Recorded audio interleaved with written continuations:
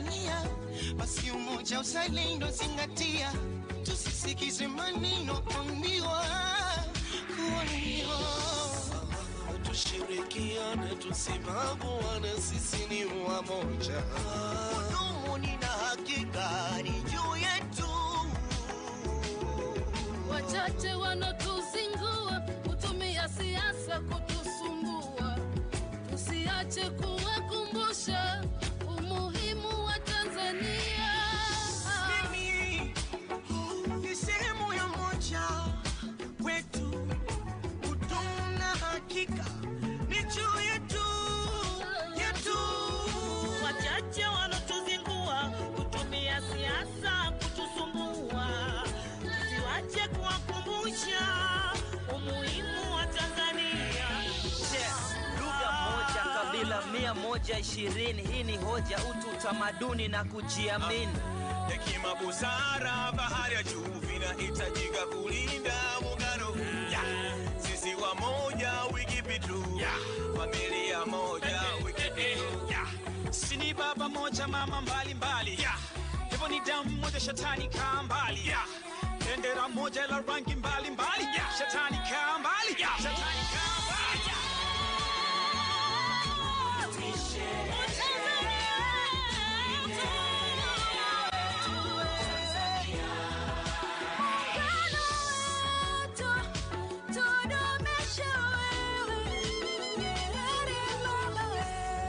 Asante Karume baba na Nyerere kwa amani. Muungano tunajivunia, wabarani kisiwani. Samia kifua mbele, amani kiwa kwenye kilele. Tunatembea kifua mbele, amani kiwa kwenye kilele. Amani na upendo ndo urithi tuloachiwa, hata bibi babu walishatuambia kwamba sisi ni ndugu na tubidi kupendana, sikutengana ni kosa kubaguana. Nataka Tanzania ndo nchangu na wejua, sita frani sijui gasi anaona shida mnanzingua. Moja toka nazaliwa, toka nanzelewa, zinashangaza akili zako unapokusudia kuingawa. Hakuna ikiharibika. Muungano Tanzania runs Bajeti attraction. Nadhuru kwenye kaburi la babu yendo analia, nyeusi takwa nyekundu bendera ya Tanzania. Wasisi wakitoa machozi, umekufuru dunia. Oh my God, hivi mnafuata wasia walotuachia?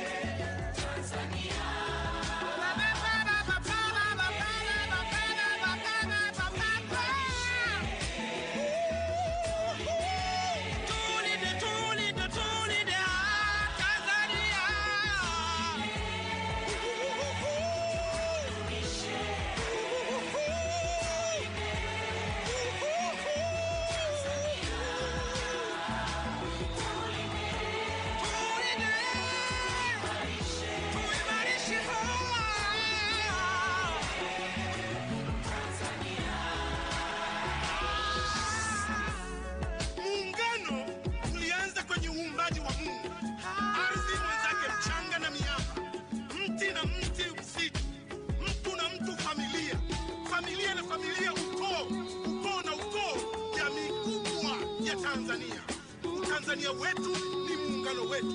Neno ningejua siku zote mwisho safari.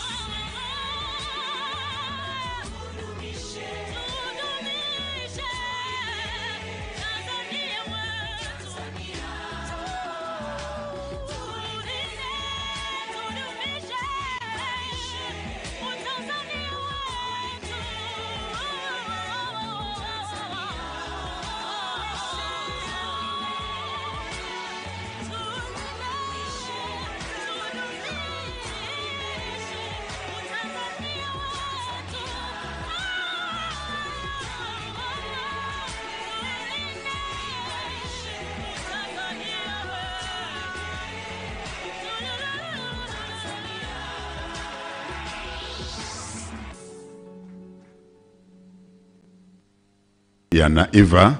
Sasa brass band, naomba tena mwanze kutukumbusha kwamba tupo kwenye shughuli hii muhimu ambapo sasa watu wote wana shauku kubwa pale atakapowasili Mheshimiwa Rais, basi tuweze kuiendeleza furaha yetu. Brass band, tafadhali tupeni ile heshima ya masikio.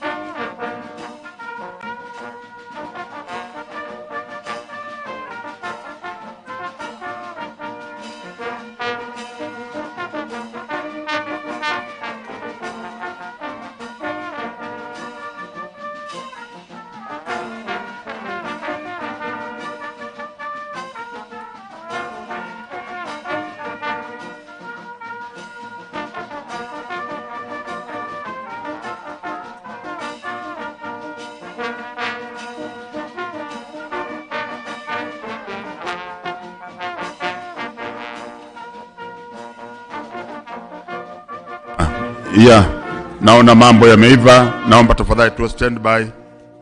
Brass band mwe tayari kumpokea Mheshimiwa Rais wa Jamhuri ya Muungano wa Tanzania.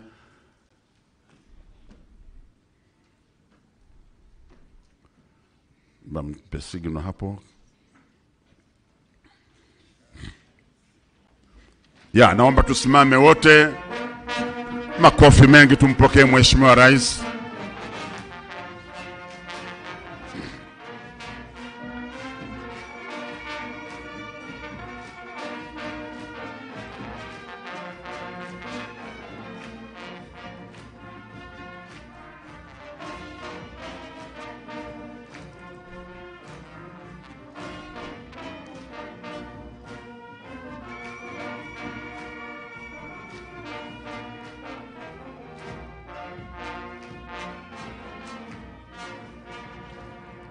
Naomba tuendelee kusimama tafadhali. Mheshimiwa Rais wa Jamhuri ya Muungano wa Tanzania, kwa heshima kubwa ya tukio hili la kihistoria kwetu wa Tanzania, naomba uturuhusu tuanze ratiba yetu kwa kuimba wimbo wa taifa na ule wa Afrika Mashariki. Brass band.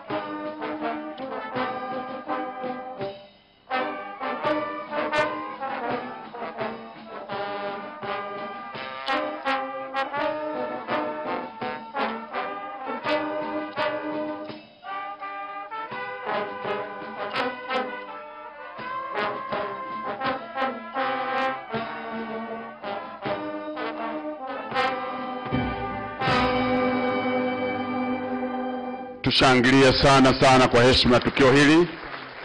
Mheshimiwa Rais, naomba tukae.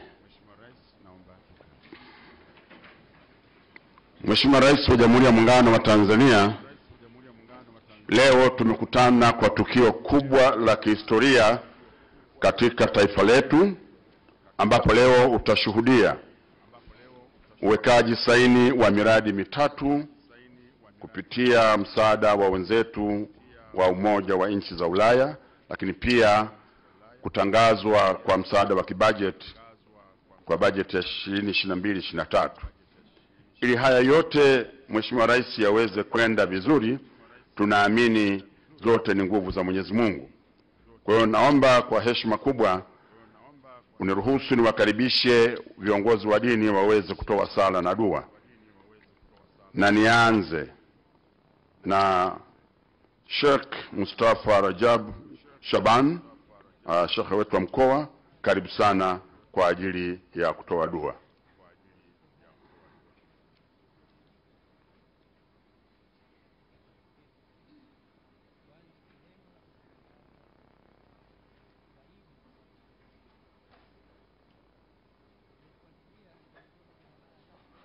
بسم الله الرحمن الرحيم.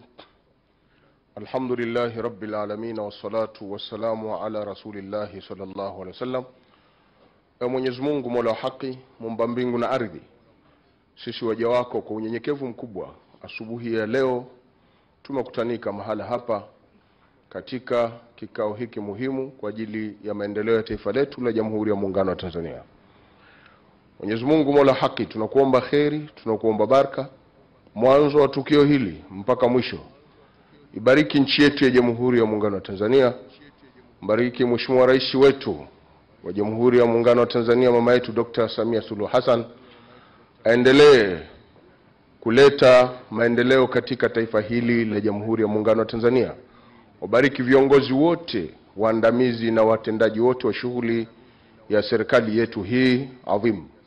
Allahumma inna da'awnaka kama amartana. Mwenyezi Mungu, hakika sisi tunakuomba kama ulivyotuamuru tukuombe na wewe utatujibu. Fastajib du'aana kama wa'tana. Tukubalie na utuitikie maombi yetu, na yote tutakayoyafanya leo kama ulivyotuahidi. Mwenyezi Mungu, innaka la tukhlifu al-mi'ad. Hakika Mwenyezi Mungu huendi kinyume na ahadi zako unapoahidi, na wewe ukitaka jambo ya Rabbal Alamin unasema kun fayakun, kuwa na linakuwa. Wa sallallahu ala sayyidina Muhammad wa ala alihi wa ashabihi wa sallim, walhamdulillahi rabbil alamin. Naomba tumshukuru kwa makofi kwa huduma hii nzuri Mheshimiwa Rais wa Jamhuri ya Muungano wa Tanzania. Naomba sasa nimkaribishe Baba Askofu Profesa Yohana Masinga, Askofu Mkuu, ili aweze kuja kutoa sala.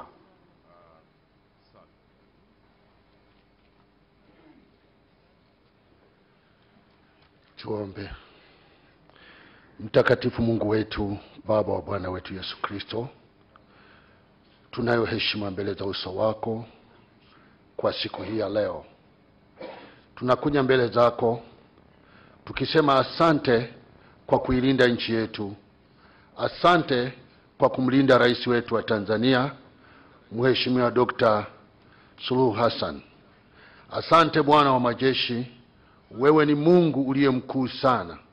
Ulitupa mjakazi wako Samia ili aweze kuiongoza nchi hii kwa wakati huu.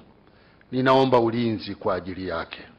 Bwana umlinde na namna zote ambazo wakati mwingine zinaweza kujeruhi moyo, mawazo, lakini Baba ukamuongoze. Linda taifa letu, na kwa tendo hili linalofanyika leo likawa ni tendo la baraka katika taifa. Ni katika jina la Bwana wetu Yesu Kristo. Amen.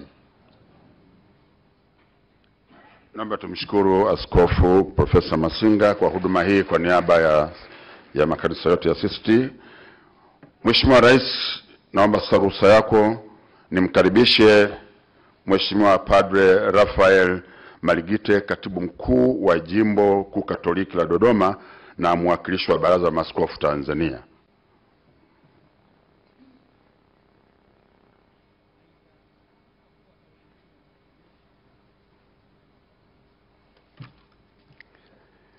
Kwa jina la Baba na la Mwana na Roho Mtakatifu, tuombe.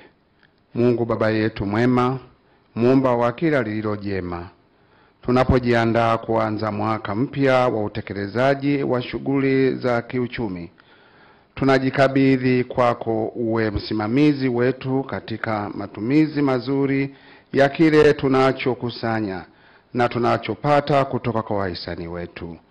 Mpe rais wetu Dr. Samia Suluhu Hassan afya njema katika kuliongoza taifa letu. Wajalie hekima na busara makamu wa rais Dr. Philip Mpango na waziri wetu mkuu Mheshimiwa Kassim Majaliwa, ili wawe washauri wema kwa rais wetu. Wajalie mawaziri wote wasimamie wizara zao kwa weledi. Tunakuomba Mungu Mwenyezi, viongozi wetu wanaosimamia shughuli zote kuanzia mikoa hadi vijiji watende haki kwa wale wanaowasimamia. Tunaomba hayo kwa njia ya Kristo Bwana wetu. Kwa jina la Baba na la Mwana na Roho Mtakatifu. Naomba tumshukuru kwa makofi mengi. Asante sana. Mheshimiwa Rais wa Jamhuri ya Muungano wa Tanzania, baada ya sala hizo, sasa ni wakati wa kupata maelezo ya awali, lakini pia na ya ukaribisho na kufanya utambulisho mfupi wa viongozi mbalimbali ambao wamekuja. Wahenga walisema unapotaka kuzungumza na watu ni vyema ukawafahamu ni akina nani na ni watu wa namna gani. Utakuwa na nafasi nzuri ya kuzungumza nao. Kwa hiyo kwa heshima kubwa naomba nimkaribishe katibu wetu mkuu katika wizara yetu ya fedha na mipango, Mheshimiwa Daktari Natu Maamri Mwamba aweze kuifanya kazi hiyo. Karibu sana.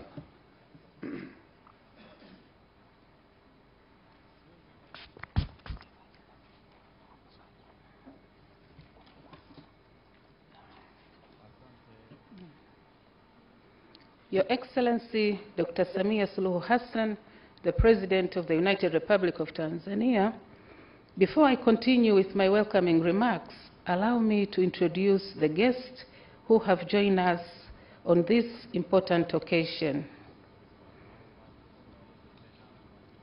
Her Excellency herself, Dr. Samia Suluhu Hassan, President of the United Republic of Tanzania, Honorable Dr. Mwigulu Lameck Nchemba Madelu, Minister of Finance and Planning, Honorable Angela Jasmine Kairuk, Minister of State, President's Office, Regional Administration and Local Government, Excellency Manfredo Fanti, Economic Union Ambassador to the United Republic of Tanzania, Honorable Ali Suleiman Amir, Deputy Minister, President's Office, Finance and Planning, Revolutionary Government of Zanzibar, representing Honorable Dr. Saada Mkuya Salum, Minister of State, President's Office, Finance and Planning, Revolutionary Government of Zanzibar, Honorable Dr. Suleiman Said Jafo, Minister of State, the Vice President's Office, Honorable Abdallah Hamis Ulega, Minister of Livestock and Fisheries, Honorable Suleiman Masoud Makame,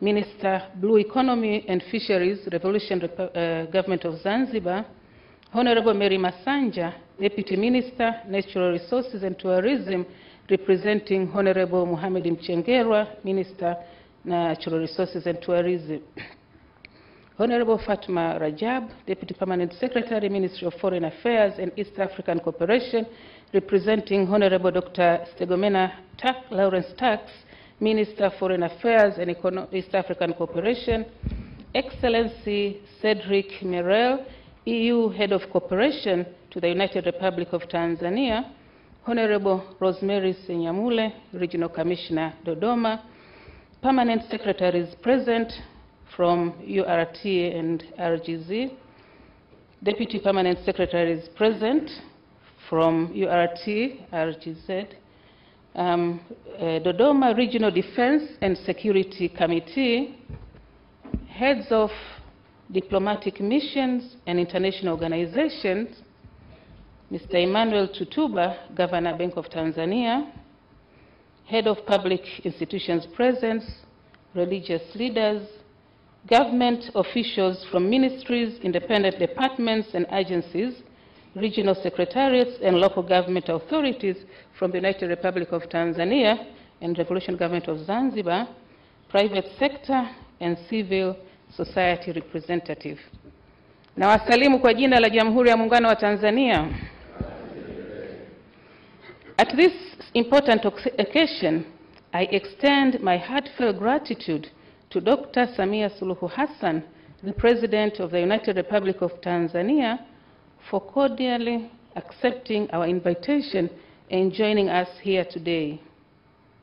Your Excellency, Madam President, first of all, I'd like to welcome you to this signing ceremony for 3 financing agreements under the new framework of cooperation between the European Union and the United Republic of Tanzania for a period of 7 years from 2021 to 2027.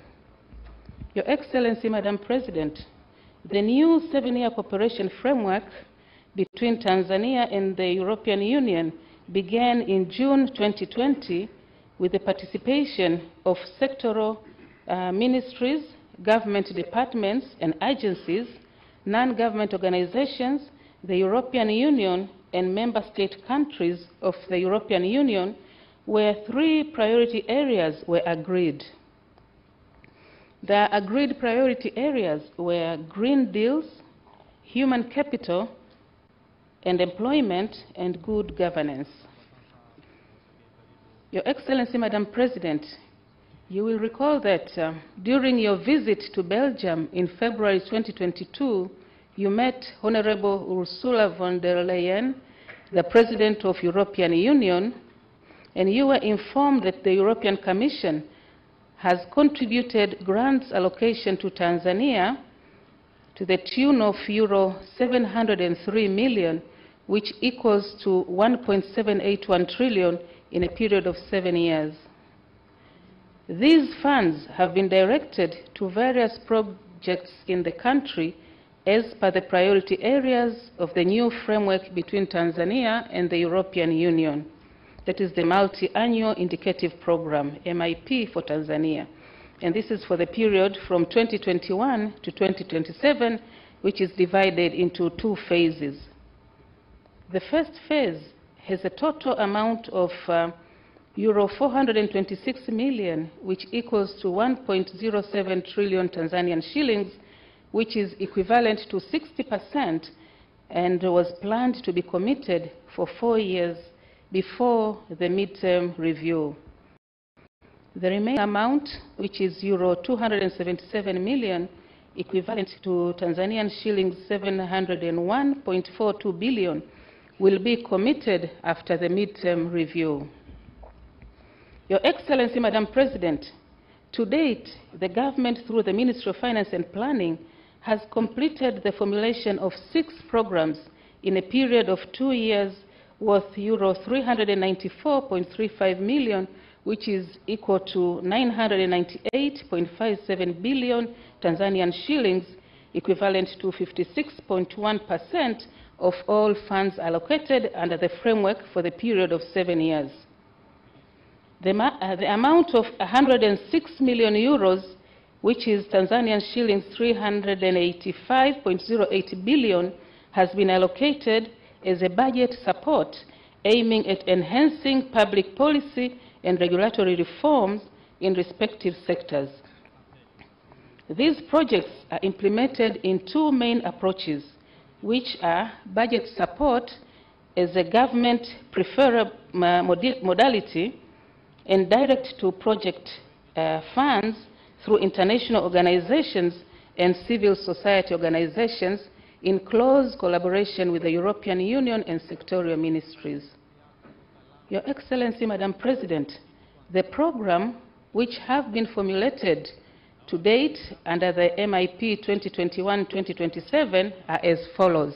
Number 1, gender transformative action in Tanzania with a value of euro 70 million, equivalent to 117.67 billion Tanzanian shillings, which is implemented by the Ministry of Community Development, Gender, Women, and Special Groups. The second one is Digital for Tanzania, an e-government support program with a value of euro 35 million, equivalent to 88.83 billion T shillings, implemented by the Ministry of Communication and Information Technology. The third one is Green and Smart Cities program with a value of euro 75 million, which is equivalent to 190.36 billion, implemented by the President's Office, Regional Administration and Local Government, TAMISEMI. The fourth one is Finance for Growth with a value of euro 63.35 million, equivalent to 160.79 billion Tanzanian shillings, implemented by the Ministry of Finance and Planning.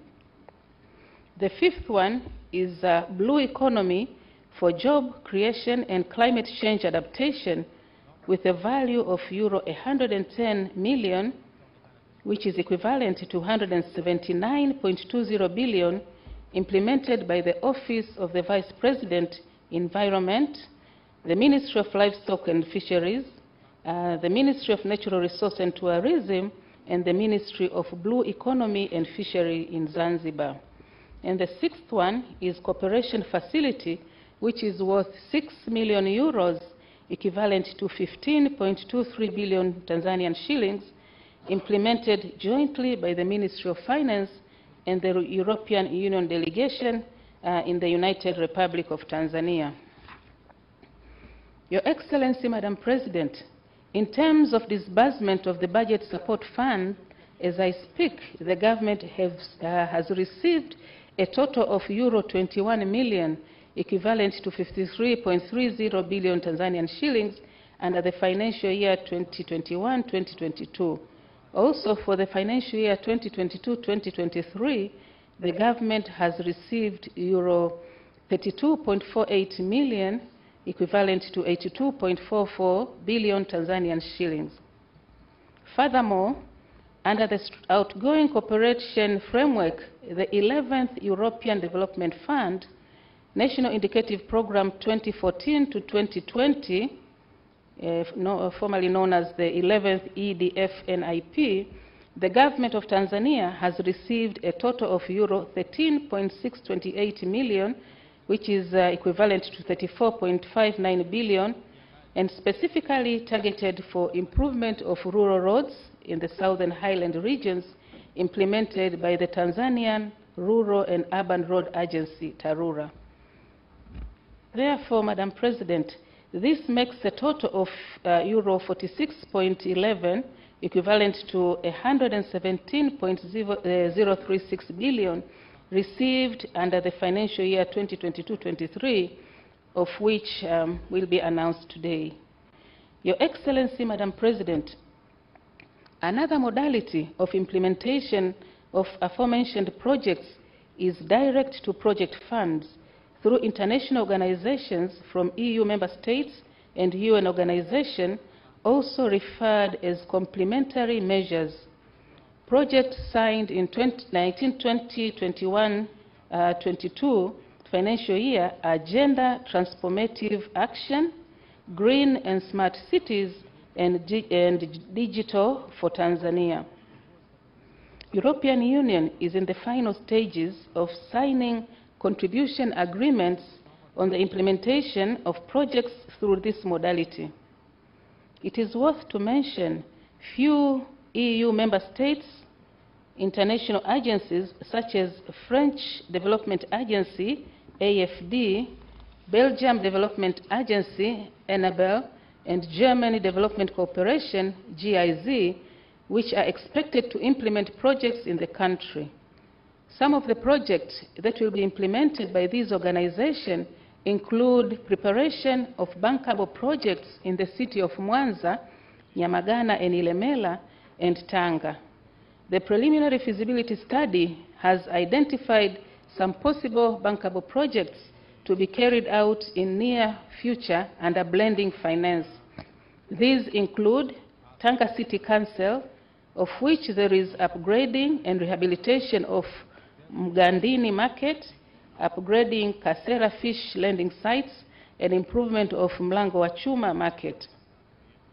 In Ilemela Municipal Council, it will be refurbishing Mwaloni Market, upgrading fish landing sites, Old and New Igombe, and upgrading Buswela Market.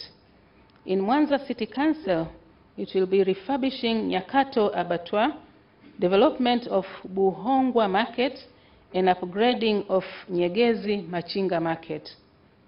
In addition, these projects will also focus on several interventions on improving government service delivery and private institutions through using information technological study visits, strategizing on reduction of non-revenue water through reduction of water losses, and access to finance.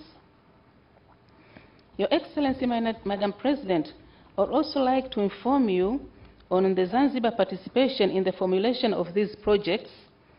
Among the interventions dedicated to Zanzibar under green and smart cities are construction of basic social infrastructure on Pemba Island with the amount of 5 million euros, equivalent to T shillings 12.66 billion. Currently, the procurement process is ongoing to select an NGO that will implement the project. Further, the complementary support and agenda program is also focused on the following. An amount of euro 4 million has been allocated to Zanzibar to address gender-based violence, in particular for women and children. This project is implemented by UN Women in collaboration with the Ministry of Gender in Zanzibar. An amount of euro 20 million has been allocated for Zanzibar and mainland to enhance women economic empowerment through productive social safety net programs implemented by TASAF and SIDA. An amount of euro 6 million is allocated to support financial institutions such as Impact Fund to contribute directly through local finance institutions and also indirectly through the financial sector business environment to increase women access to finance, promoting green and digital opportunities. Other funds amount to euro 5 million has been allocated for enhancement of women participation in leadership and decision-making processes.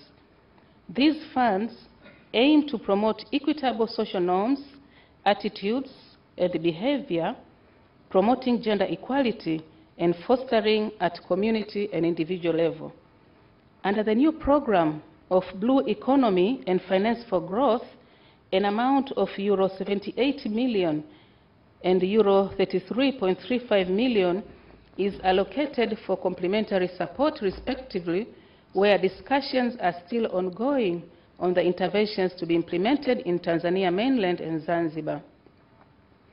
Your Excellency, Madam President, today we will sign 3 financing agreements for programs formulated in the year 2022. These are Blue Economy for Job Creation and Climate Change Adaptation, euro 110 million, Finance for Growth, euro 63.35 million, and Cooperation Facility, euro 6 million. These projects aim to improve the public finance ecosystem and booming blue economy sector in the country. In addition, as mentioned above, EU will today announce the funds disbursed for budget support. Your Excellency, Madam President, let me conclude by assuring you that the government will continue to work closely with the European Union to strengthen our historical and long-term cooperation ties. The strengthening of our cooperation with the European Union will continue stimulating development in various economic sectors and social services and provide employment and business opportunity for all parties. In addition, the government of the United Republic of Tanzania commits all measures to ensure successful implementation of the respective programs to achieve the intended benefits to the public. Madam President, I thank you for all your attention. Thank you very much.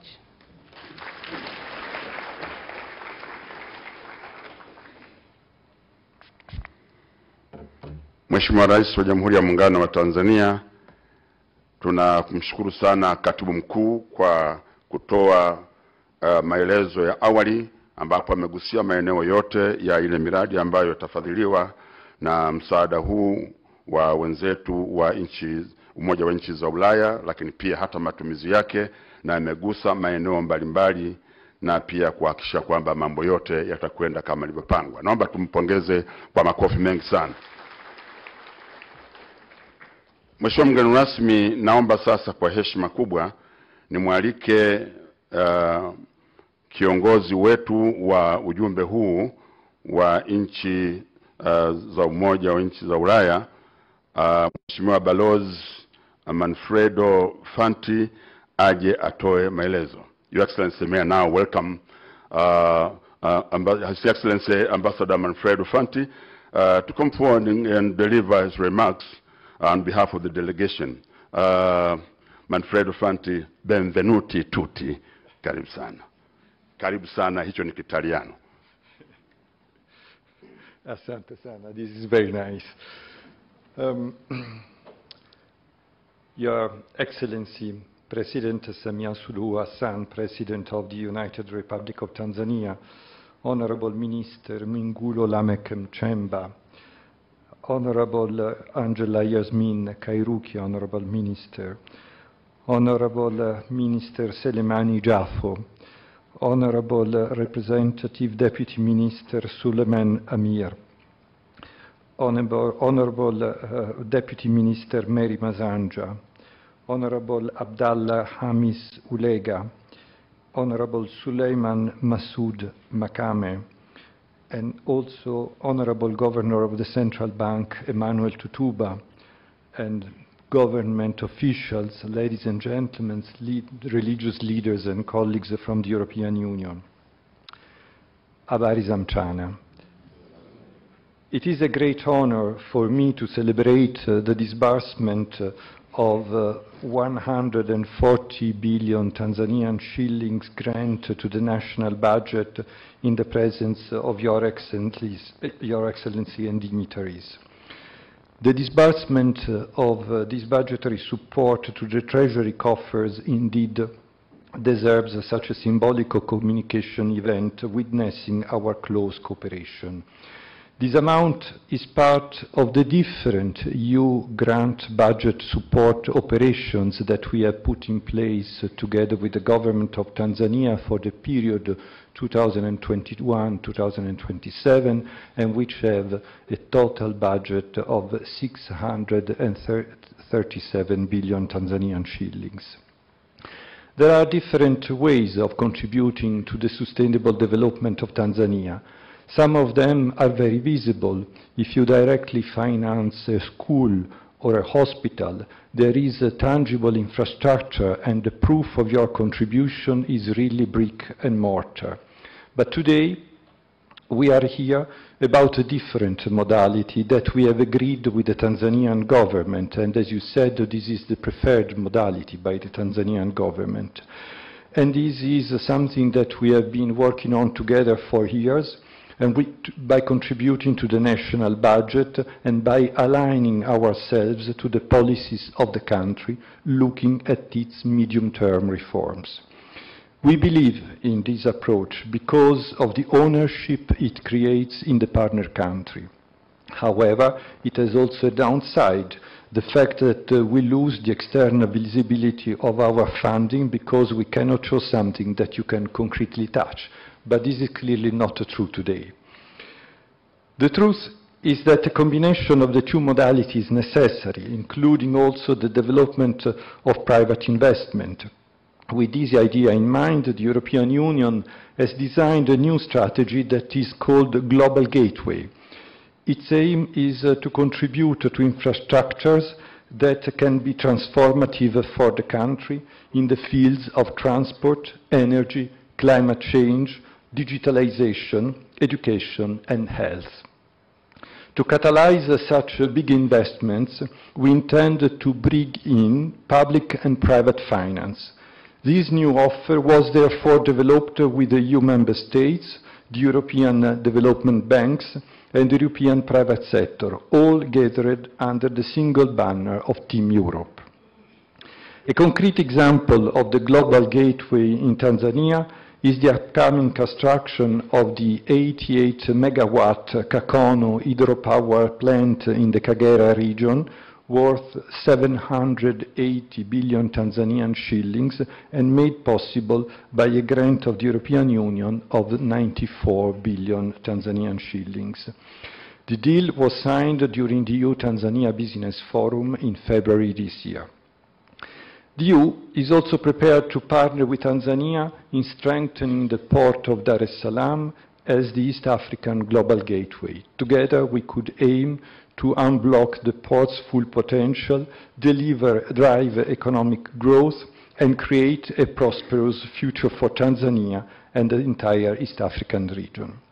Also, developing green urban mobility, including the implementation of the bus rapid transit system in Dar es Salaam and in other Tanzanian cities. We can enhance efficiency, reduce emissions, and provide accessible and reliable public transportation options for the Tanzanian citizens. Your Excellency, in that exact same spirit, we support your clear vision for economic reforms in Tanzania through raising foreign direct investments and creating conditions for private sector-led growth. The reforms your government has started have been noticed not only by the European government, but also by the private sector, which is showing a growing interest in Tanzania, and we are very happy about that.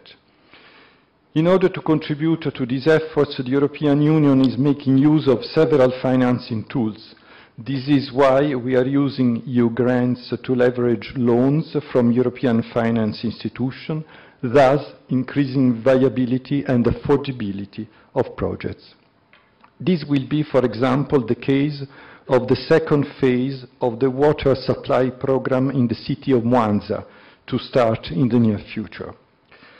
We also provide financial guarantees to de-risk projects or line of credit with the same ambition of boosting investments.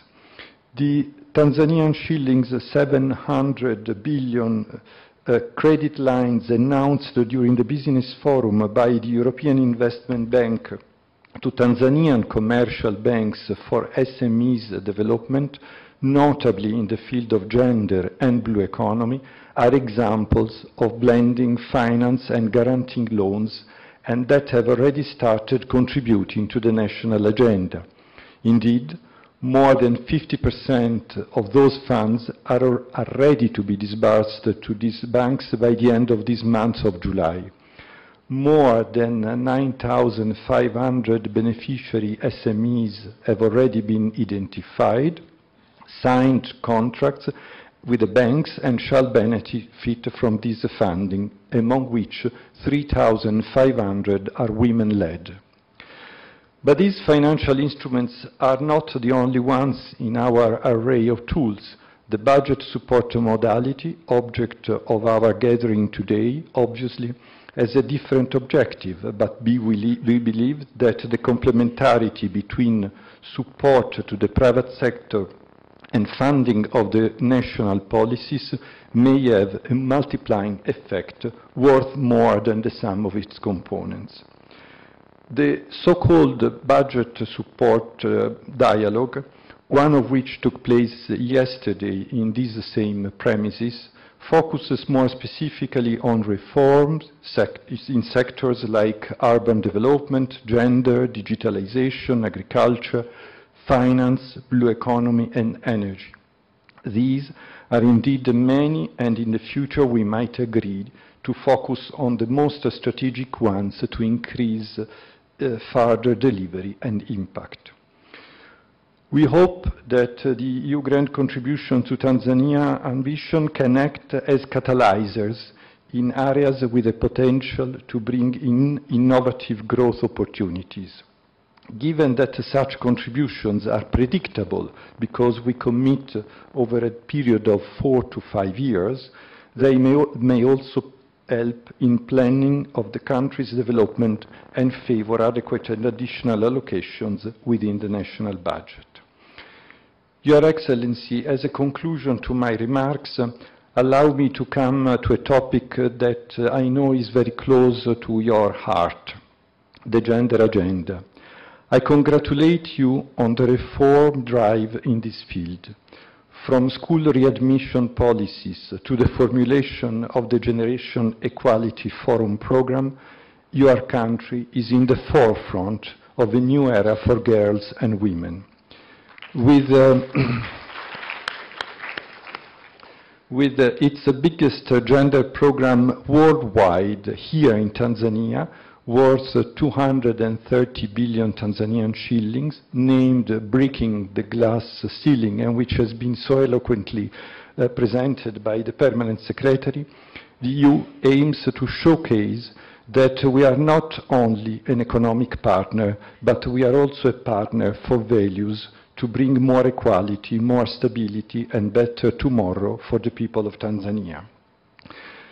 So if I can conclude my remarks with a personal touch, I would like to say that we have been mentioning a lot of figures, a lot of billions of Tanzanian shillings, but what is also very important in what we do together is the human links that we are creating between us, the fact that we have such a good dialogue among us and that we are creating a friendship, and this we value very much.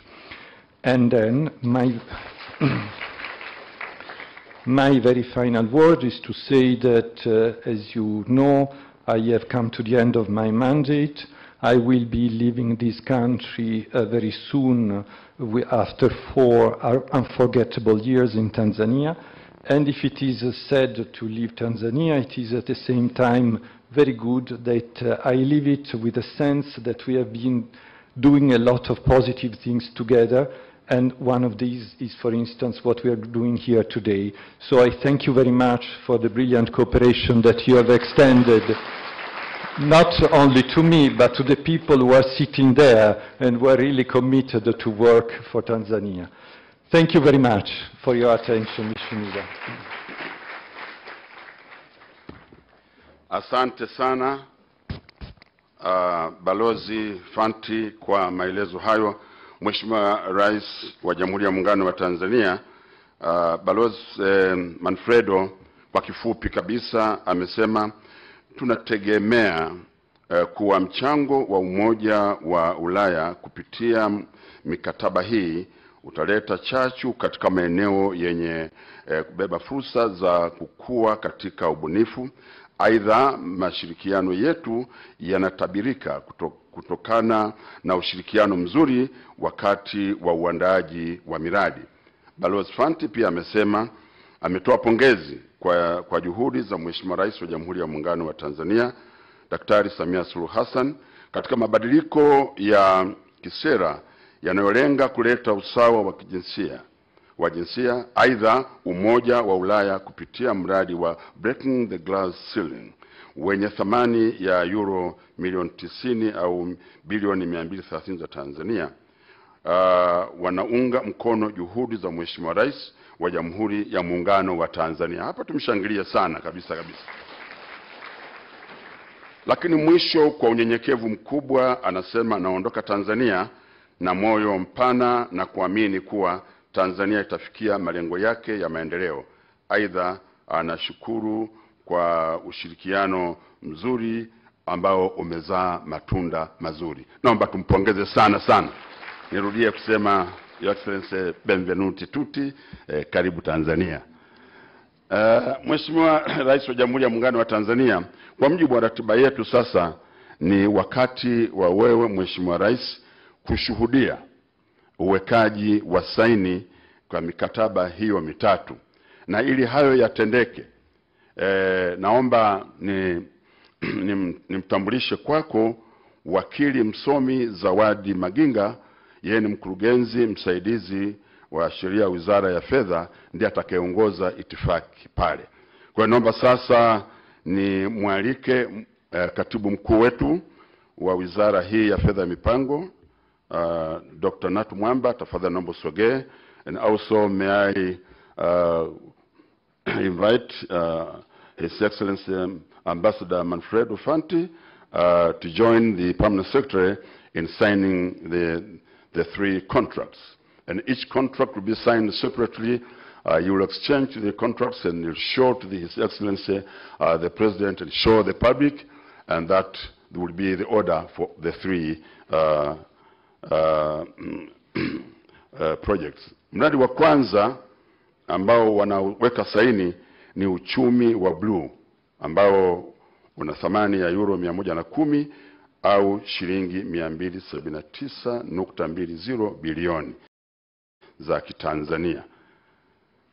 Sasa utasaidia katika kuleta mabadiliko ya tabia nchi katika pwani zetu za Tanzania bara na kule Zanzibar. Kwa hiyo wanaweka saini na tuwe tunawaombea taratibu, kwa sababu mambo haya ni mazito na mazuri. Wanabadilishana kwa utulivu mkubwa, halafu watamuonyesha Mheshimiwa Rais wa Jamhuri ya Muungano wa Tanzania kwamba kweli tulichoahidi tumekitenda. Naam, wanasimama sasa. Wanamwonyesha Mheshimiwa Rais makofi mengi sana.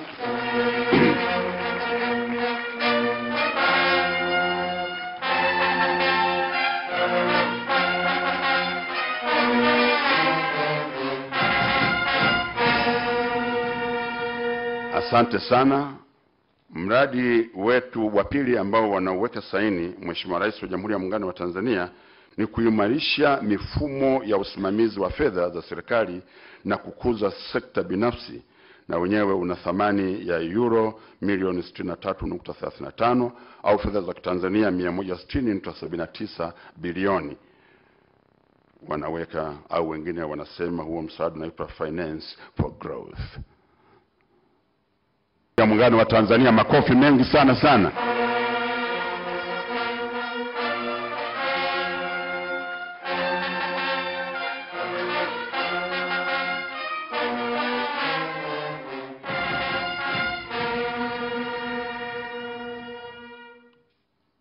Naam, baada ya kazi hii nzuri, naomba tena tuwapongeze kwa makofi mengi kabisa kabisa.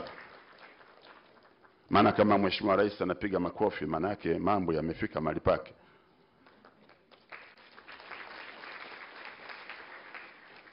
Wakatoliki Baba Mtakatifu akisema kule wote sisi tunaitikia. Na hii wanaita Roma rokuta kauza fenita. Kama rais amefurahi, wewe kwa nini usiwe na furaha? Piga makofi mengi sana kwa Mheshimiwa Rais tafadhali. Mheshimiwa Rais wa Jamhuri ya Muungano wa Tanzania na mgeni wetu rasmi kwenye shughuli hii, hatua inayofuata sasa ni kutangaza ule msaada wa kibajeti, na hivyo basi naomba tena uniruhusu nimwalike Mheshimiwa Balozi Manfredo aje hapa mbele aweze kutoa maelezo ya hii mpango huu mzima wa tangazo anataka kulitoa hapa. Your Excellency Ambassador Manfredo Fanti, I welcome you again to the podium to do what we do the announcement of the budget support funds disbursed by EU in the financial year 2022-2023 and handing over of the official documents to the government. Karibu sana. Naomba tumpigie tena makofi mengi na kufanya kazi hiyo.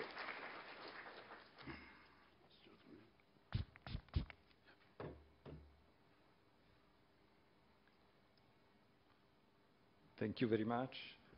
Well, I'm very happy to announce that in the framework of our cooperation programs between the months of June and July, we have disbursed an amount corresponding to 140 billion Tanzanian shillings. And I said that this is just a part of our overall operations that will continue also in the coming years. So this is something that we are proud of because it is a result of a deep dialogue on policies with the government, and I thank you all very much for that. Thank you very much.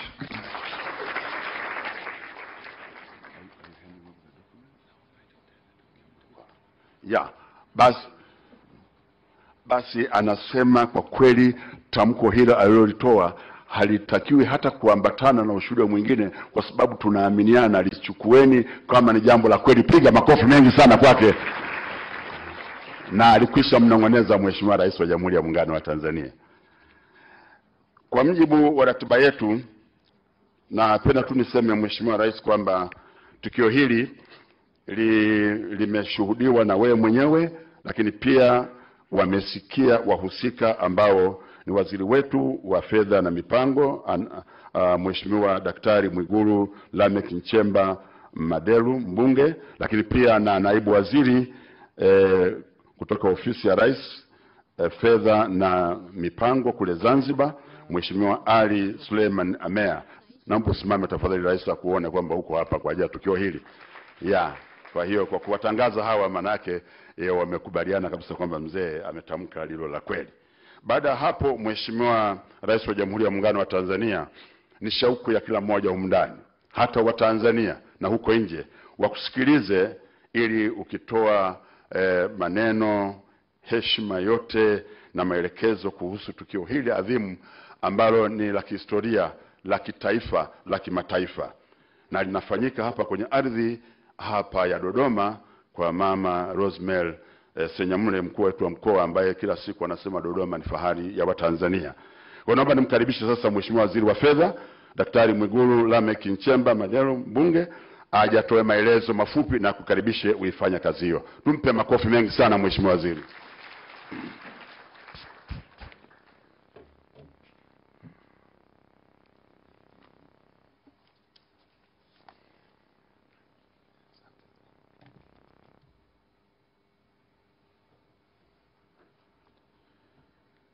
Your Excellency, Dr. Samia Suluhu Hassan, President of the United Republic of Tanzania, Your Excellency Manfredo Fanti, EU Ambassador to the United Republic of Tanzania, my comrades, ministers and deputy ministers here present, both from the mainland and the Zanzibar, I recognize you all, permanent secretaries here present, Governor of the Bank of Tanzania, Madam Regional Commissioner, and all government officials here present, Excellencies, heads of diplomatic mission and international organizations, representatives from the private sector and the civil societies, my beloved religious leaders, my comrades from security organs, members of press, ladies and gentlemen,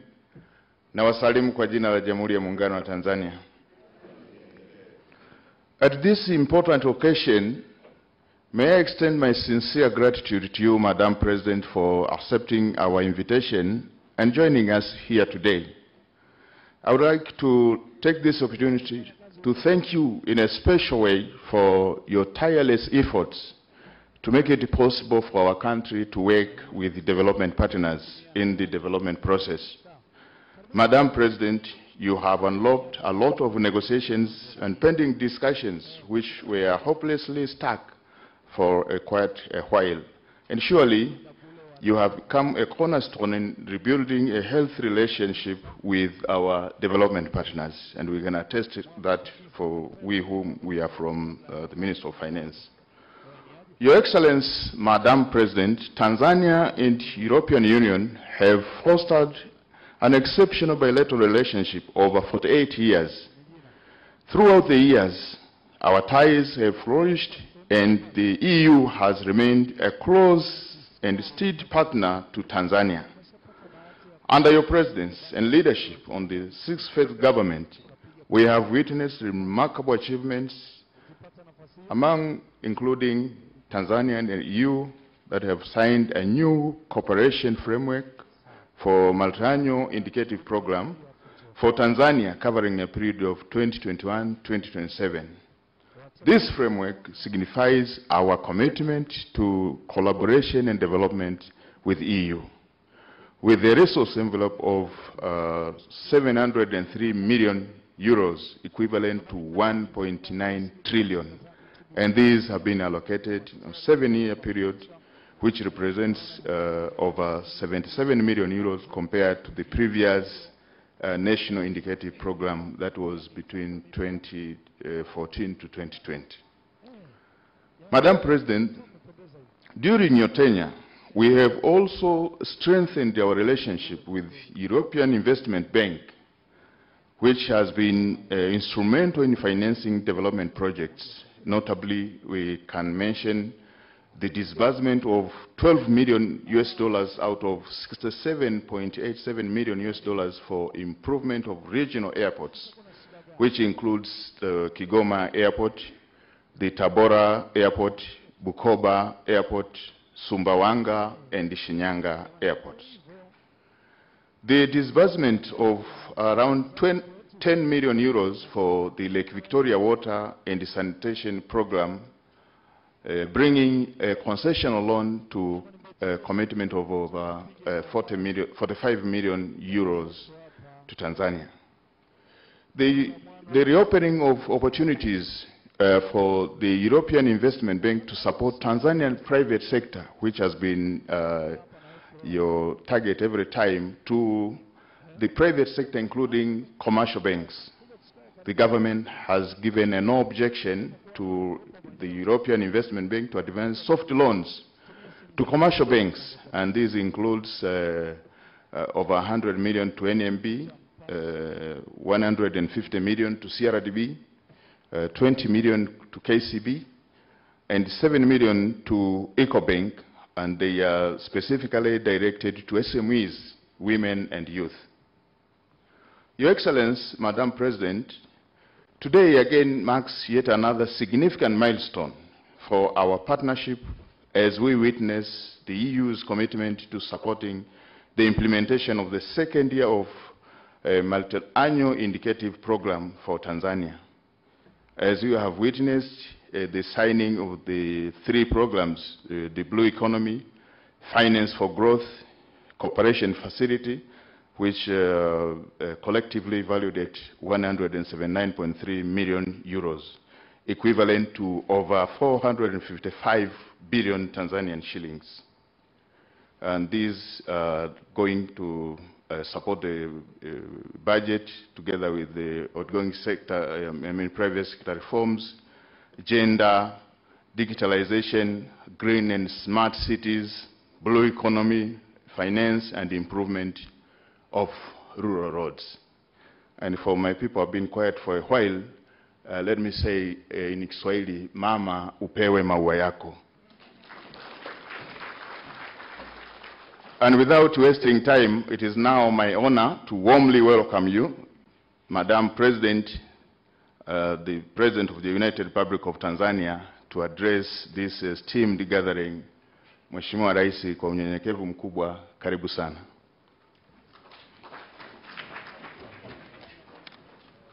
Naomba wote tusimame tafadhali, tumpigie makofi Mheshimiwa Rais, tumpe maua yake kama alivyosema Mheshimiwa Waziri. Ni heshima kubwa kabisa kabisa. Tanzania oye! Naomba tukae. Okay.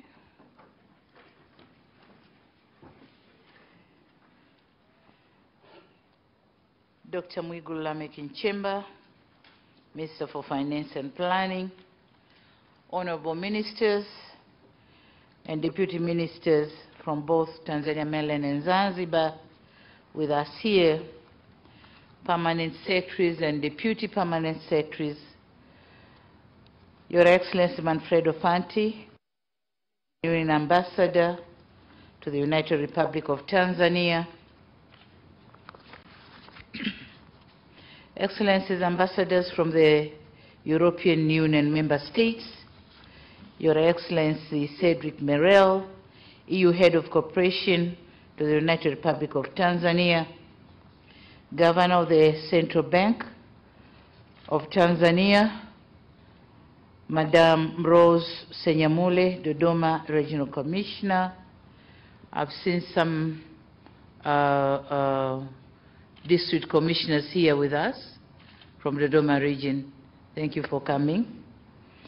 I also acknowledge the presence of security organs from Dodoma region.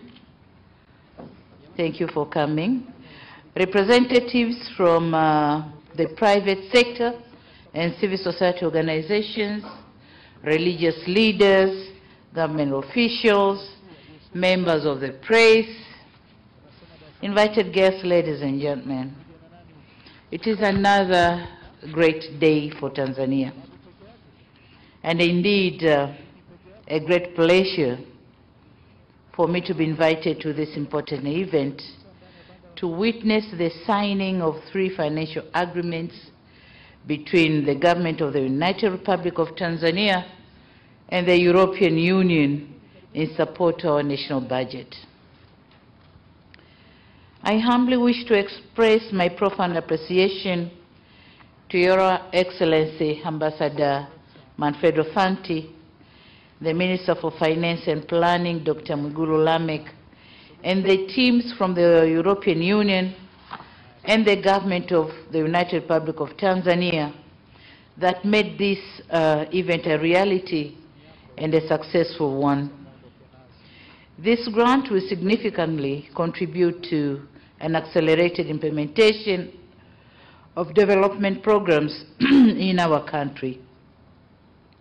Excellencies, ladies and gentlemen, during my visit to Brussels in February last year, 2022, I had a chance to engage in discussion with the President of the European Commission, Her Excellency Ursula von der Leyen. I'm delighted that one of the outcomes of that visit was the formulation of programs which have triggered this second disbursement of 46.11 million euro, following the first disbursement of 21 million euro dished out in June last year.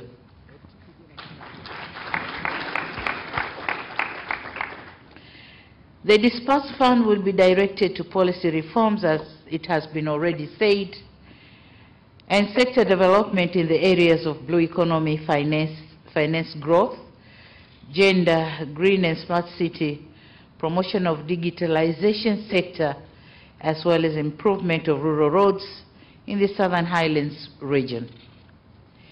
Your Excellency, Ambassador Manfred Fante, kindly convey our gratitude to Her Excellency Ursula von der Leyen for this big support.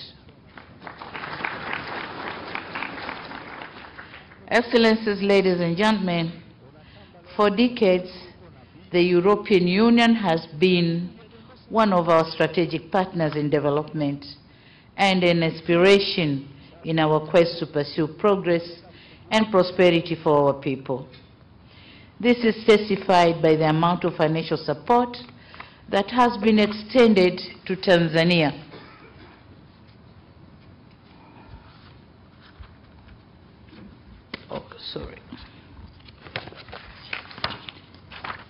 That has been extended to Tanzania since the signing of the first partnership agreement between the European Union and African, Caribbean, and Pacific states in 1975. So far, Tanzania has received about 2.3 billion or million euros, which is equivalent to 5.9 trillion shillings as grants, and a huge amount of money on loans, but concession loans, not commercial loans. From the Euro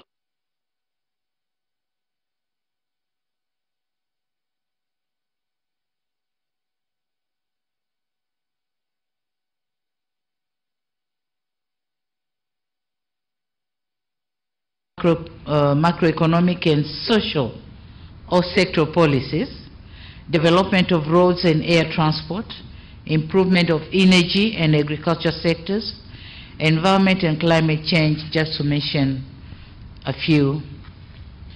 These are projects implemented under the Cotonou Partnership Agreement, CPA, of which the government of the United Republic of Tanzania considers with high regard.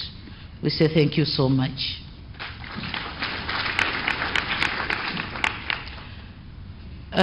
Ladies and gentlemen, we recently have witnessed the signing of 3 programs under EU Tanzania Annual Action Plan 2022, and these programs include Blue Economy, and the amount of funds have been said, Finance for Growth, and Cooperation Facility, of which each one has certain amount of funds, a big chunk of funds actually.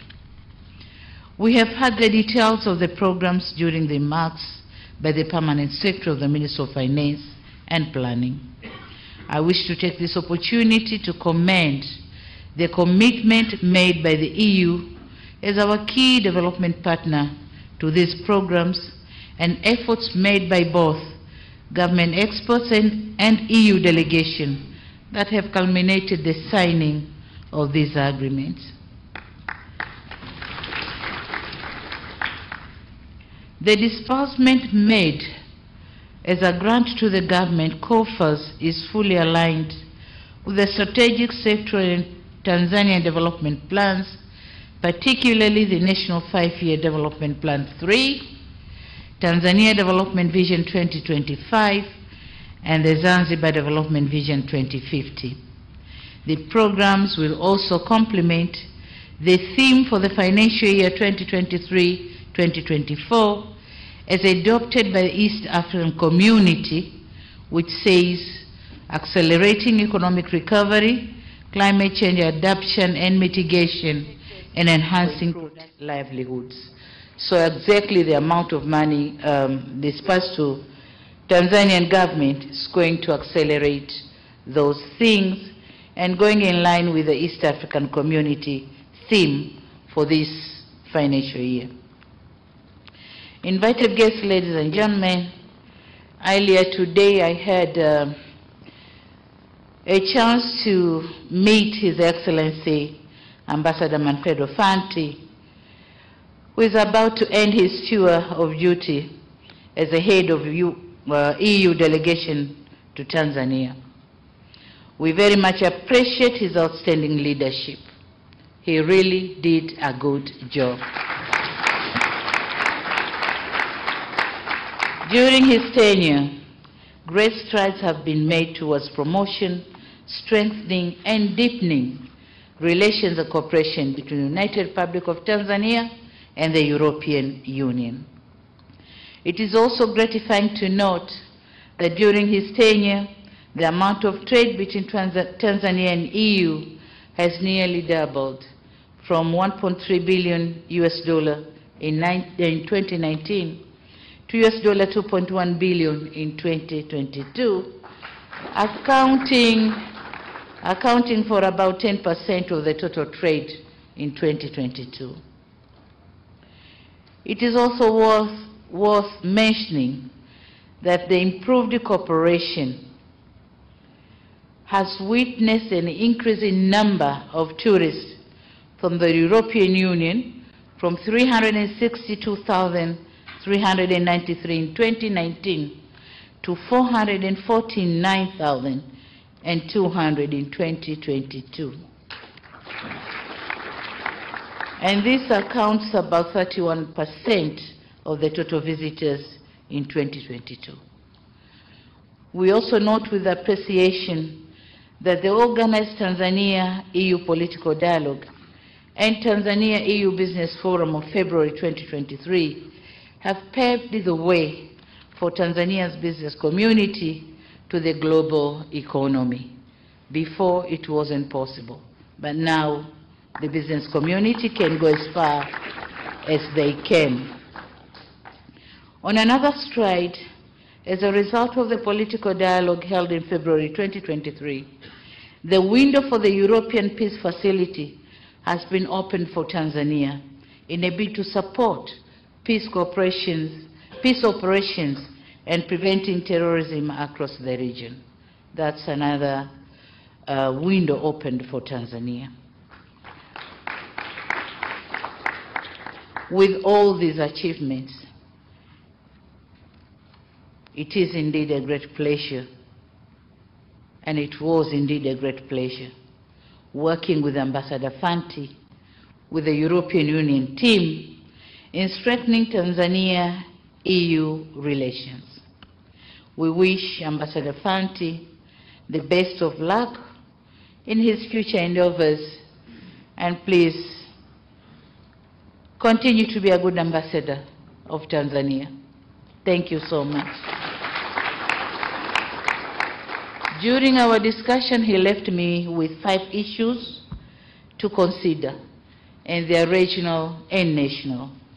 And I promised and pledged my commitment that I'm going to work on those 5 issues.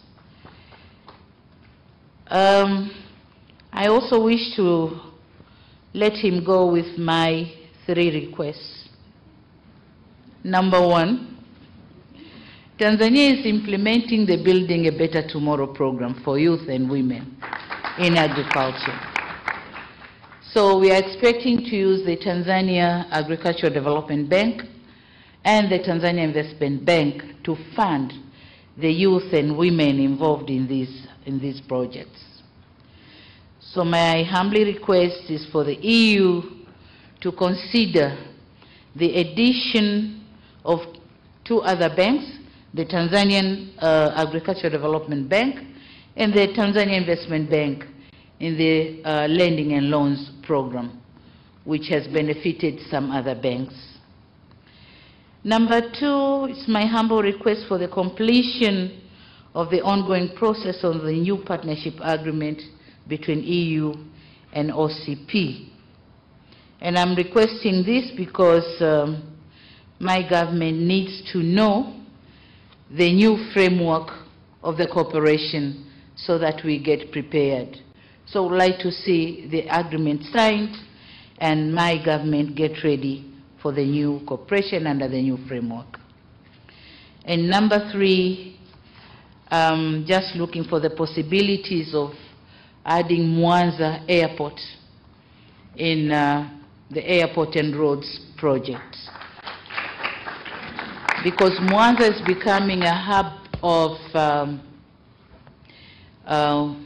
the ICGLR zone.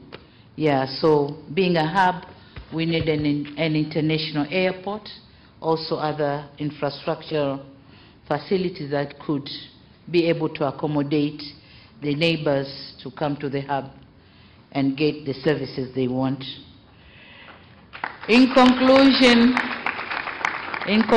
ladies and gentlemen, I want to reaffirm the commitment of the government of the United Republic of Tanzania to continue working closely with the AU for the mutual benefits.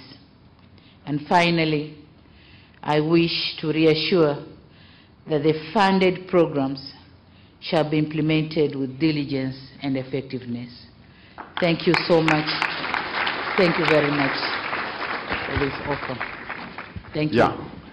Jamani, naomba wote tusimame, tumpe makofi mengi sana Mheshimiwa Rais kwa jinsi ambavyo ameelezea furaha yake katika shughuli hii ya leo, lakini jinsi alivyozungumza na watu wa EU mpaka yote yakaweza kufanikiwa. Tumpe tena makofi mengi sana sana. Na amemthibitishia Balozi Fenty na wenzake kwamba serikali yake itasimamia kidete kuona kwamba fedha zote zitatumika inavyotakiwa na kwa misingi iliyokubalika. Haya ni mambo makubwa. Basi tena kwa niaba ya Watanzania wote tumpe makofi mengi Mheshimiwa Rais. Mheshimiwa Rais wa Jamhuri ya Muungano wa Tanzania, tunafahamu muda wako si mwingi, lakini kwa tukio hili tunaomba tupate picha chache za kumbukumbu kama ifuatavyo. Na niwaombe hapa nyuma kidogo tuwe na nafasi ili tuweze kukamilisha. Picha ya kwanza ni waheshimiwa mawaziri na manaibu waziri wote. Picha yetu ya kwanza hiyo. Makatibu wakuu na manaibu wao wajiandae.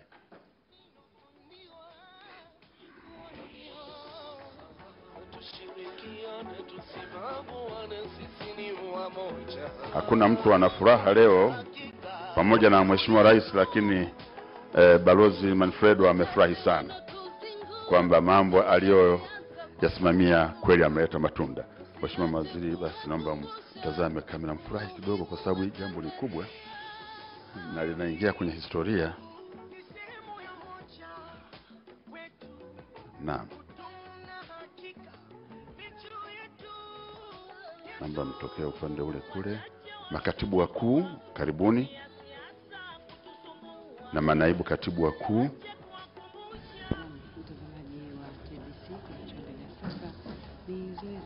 Sasa jamani na wabeku naomba tu join. Hafla hii muhimu ya utiaji saini mikataba mitatu ya misaada iliyotolewa na Umoja wa Ulaya yenye thamani ya euro 179.35 milioni ambazo ni sawa na fedha za Kitanzania bilioni 455.05 na vile vile ni kuweka kumbukumbu wa tukio pia la kupokea msaada wa bajeti ya serikali kiasi cha euro 46.11 milioni ambayo pia ni sawa na fedha za Kitanzania bilioni 117.036 na ni kwa mwaka wa fedha 2022-2023 kutoka Umoja wa Ulaya. Na picha iliyomalizika sasa ilikuwa ni ya makatibu wakuu wamehudhuria hafla hii muhimu, na kinachofuata sasa basi ni timu kutoka Jumuiya ya Umoja wa Ulaya.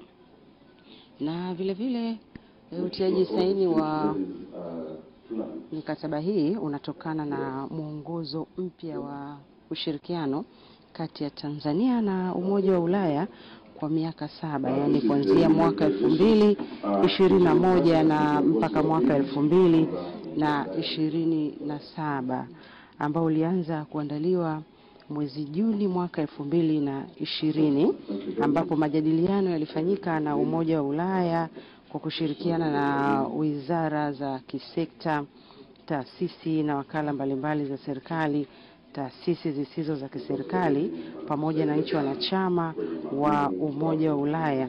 Na katika majadiliano hayo, maeneo matatu ya kipaumbele yaliibuliwa kuwa sehemu ya ushirikiano huo mpya, na maeneo hayo matatu ya kipaumbele yaliwafikiwa na pande zote mbili ni kukabiliana na uchafuzi wa mazingira na hali ya hewa, kuendeleza rasilimali watu na ajira, pamoja na kuimarisha utawala bora. Na tujikumbushe machache kati ya mengi ambayo ameyazungumza Rais wa Jamhuri ya Muungano wa Tanzania baada ya kushuhudia hafla hiyo muhimu ya utiaji saini mikataba mitatu ya misaada iliyotolewa na Umoja wa Ulaya.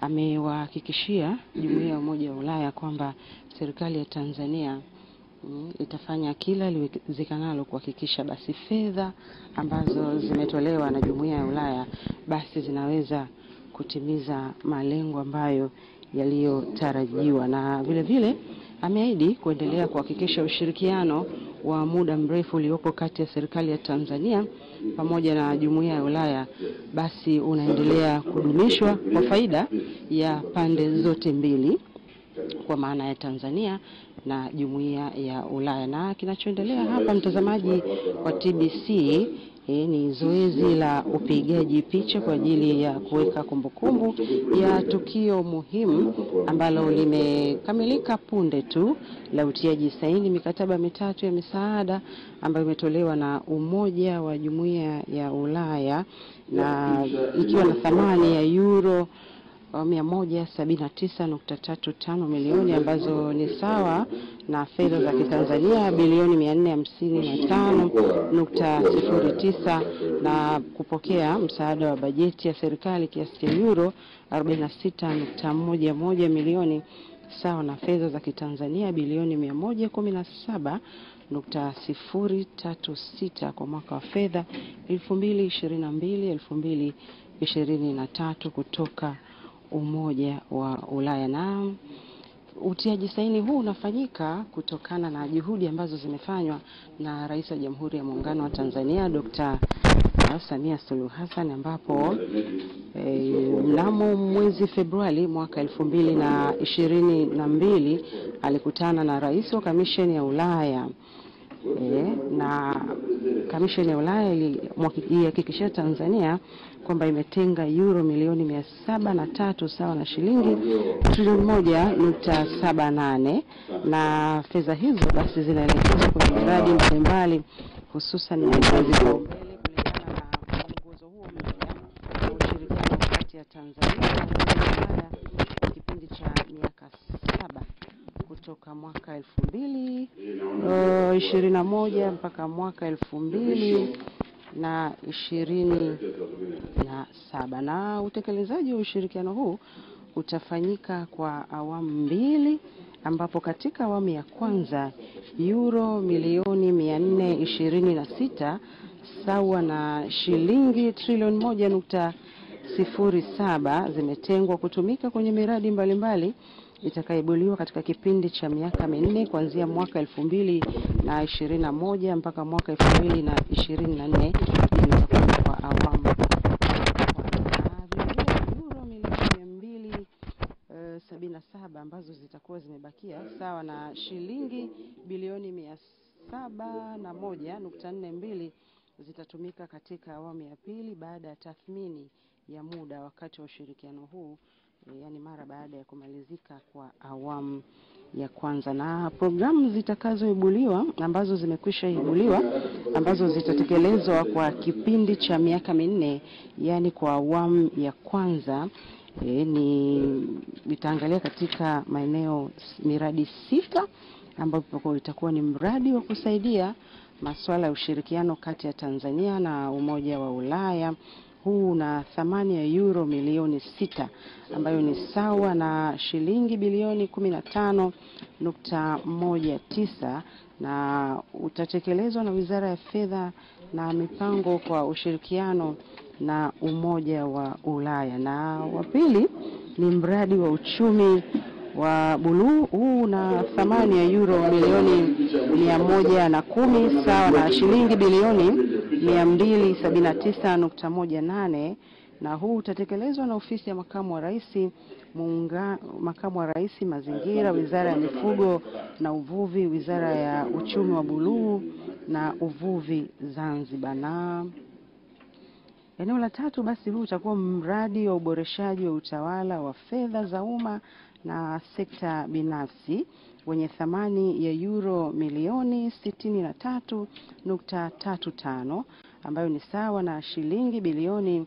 160.41, na huu utatekelezwa na Wizara ya Fedha na Mipango. Na mtazamaji wa TBC, kinachoendelea sasa ni zoezi la uwekaji picha kwa ajili ya upigaji picha kwa ajili ya kumbukumbu muhimu kabisa ya tukio hili la utiaji saini, na hii yote ni kwa ajili ya kuendelea, ni juhudi za serikali ya Tanzania katika kuhakikisha basi wa Tanzania wanazidi kwenda mbele zaidi kimaendeleo. Na tulikuwa tunaangalia maeneo ya miradi, na hivi sasa Rais wa Jamhuri ya Muungano wa Tanzania ndio anaondoka katika ukumbi huu, na mara baada ya tayari kuwa amekwisha kushuhudia hafla muhimu ya utiaji saini mikataba 3 ya misaada pamoja na kupokea msaada wa bajeti ya serikali kiasi cha euro